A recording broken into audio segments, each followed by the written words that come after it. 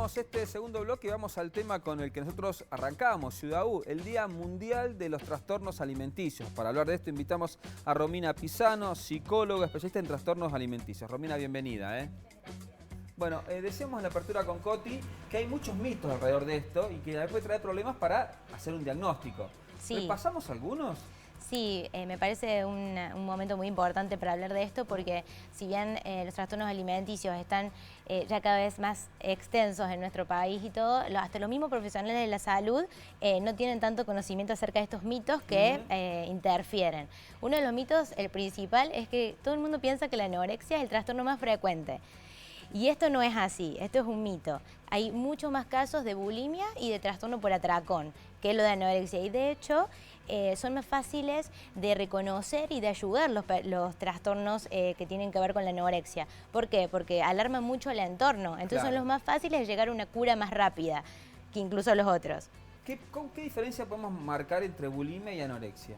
Entre bulimia y anorexia, y mira, las personas, otro mito es que relacionan la bulimia con vomitar y la anorexia con el no comer.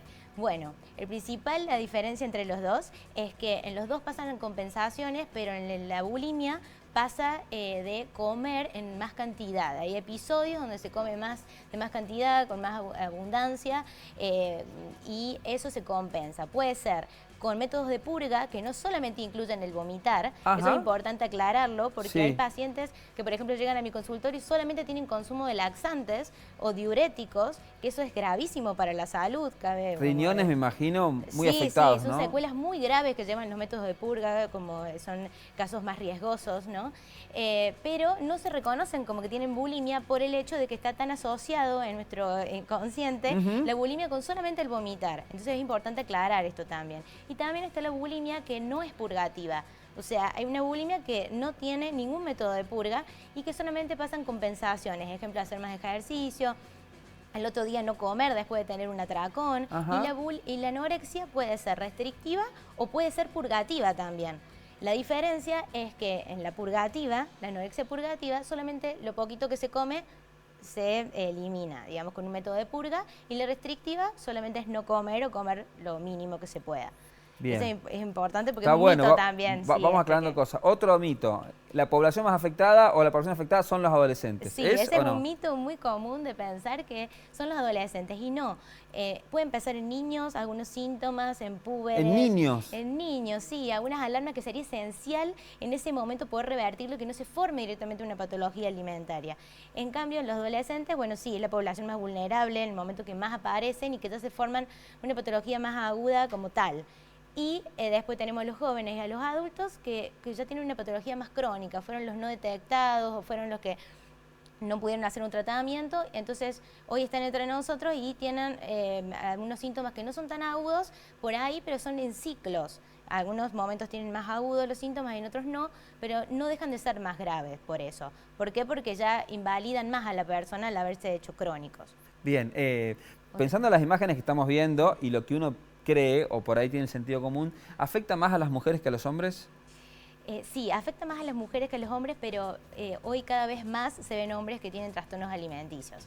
Porque sí, digamos, los hombres también están muy en la moda, en los fitness, obviamente les fue afectando con el tiempo, y además porque la moda ya dejó de ser de los cuerpos como tienen que estar, solamente rígidas para las mujeres.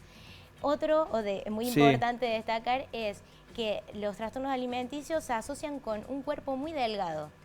Este es un trastorno, un mito que es muy importante destacarlo, porque si yo les pido que se visualicen a alguien con trastorno alimenticio y cierren los ojos y se imaginan una persona casi piel y huesos, y eso no es así, es falso también.